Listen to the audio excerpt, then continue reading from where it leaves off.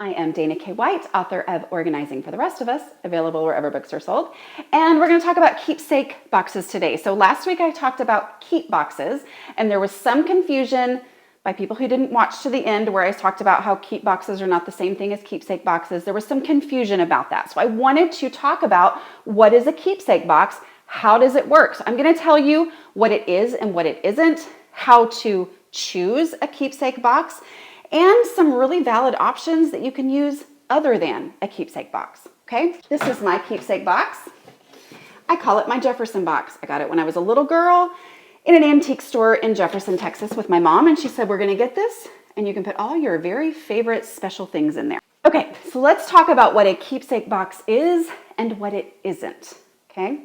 A keep box, like we talked about last week, is what a lot of people advise that you use as a decluttering supply. Like carry it with you so that when you figure out you want to keep something, you put it in that box. I don't do that. Instead, I take it there now so that I can declutter without making a bigger mess, without having any in-between spaces. But a keepsake box is the place that I put my special memory stuff. So here's an important clarification. A keepsake box is not a decluttering device. It is not a decluttering supply. You don't carry it around with you while you're decluttering. Instead, it's a destination in your home. It needs to be the answer to the question, if I needed this item, where would I look for it first? And then the answer might be in my keepsake box. And then you take it there now to wherever it is in your home. Because just simply having that step, that action of taking it there now can often make you realize, oh yeah, it's not that important to me. Like I'm not willing to walk across the house to put this in the keepsake box. So the keepsake box is a destination. It is not a decluttering supply. Make sense? Here's what you don't do. Don't choose the size of your box according to how much stuff you're pretty sure you're going to want to keep in it. Instead, figure out where in your home that's not being used and utilized and is not necessary for your right now life, for the people who live in your home, some space in your home that you can devote to keepsakes. What is the size of that space?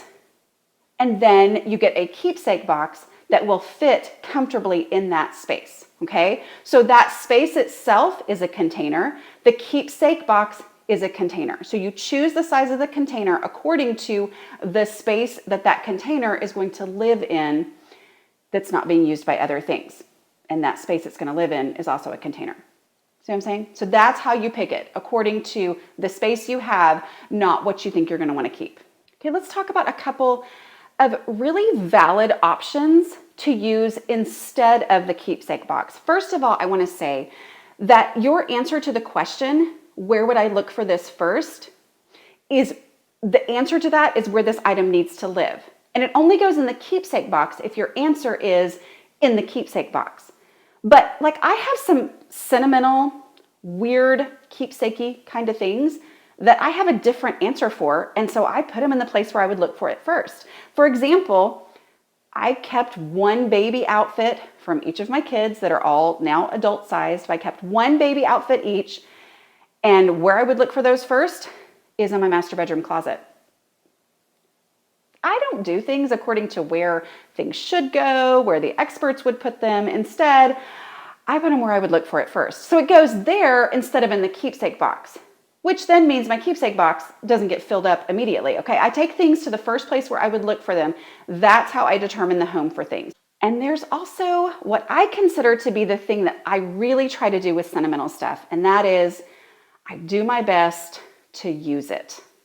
If there is any way to actually use something, dishes, glasses, my kids' burp cloths, I used those for cleaning rags until they fell apart. And then I was fine getting rid of it because it was used up. And so I was okay getting rid of it. So if you can use it, that means that you don't have to put it in the keepsake box.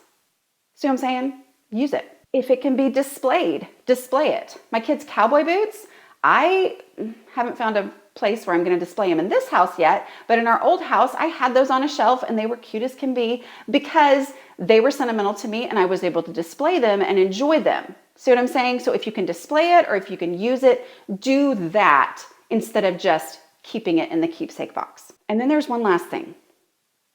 Just because you get to something and it makes you go, and you've asked yourself the 2 decluttering questions and you feel like, according to those, I would have to put them in my donate box, but I just absolutely can't. The keepsake box is not the only option. Instead, skip it. If you are completely stuck on one item, skip it. Move to the next thing. Start asking yourself the 2 decluttering questions about the next item and then the next item, and you're going to make so much more progress, and this space is going to be better than it was before. You don't want to have something just stop you in your tracks and stop the decluttering process. Keep going, even if that means you skip over something, because remember, our goal is less. Less equals success. That is the way to actually get going and make real progress, is just to focus on having less, which means I don't have to decide about every last item in here. I can skip that item. And I'm telling y'all, the next time I declutter in this space, I'm like, oh my word, why was I so worried about that? And then it's easy for me to get rid of. But for now, just skip over that thing. Okay, y'all want to see some things that are in my keepsake box? There's a picture of me. I won a sweepstakes in 2nd grade. And I got to be on the radio. The radio, y'all, the radio. Who knew I was going to one day have a podcast with hours and hours of me talking? I'm covering up the important stuff. Yeah, it's the program from when I was in Oklahoma. I was Lori. First place for science fair. Y'all, I was first place in the science. I won first place in the science fair in 1989 in 9th grade. First place. Choir. I hope that was helpful. Don't stress out. A keepsake box is a destination and it's helpful. Okay. It's a helpful thing because it is so much easier to decide if something deserves to be in your home when it has a defined space that it needs to go in. Because as you take something to this defined space, if there's no room, then you look in there and you look for the thing that deserves space in the keepsake box less than this thing you want to put in there.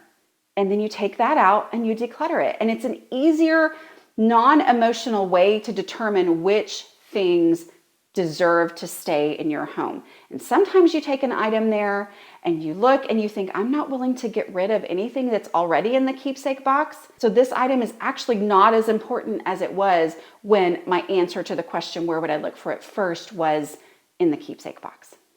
Okay, happy decluttering. Don't forget, you can go get my new book, Organizing for the Rest of Us, available wherever books are sold in any format. Digital, audio, hardcover. Go get one.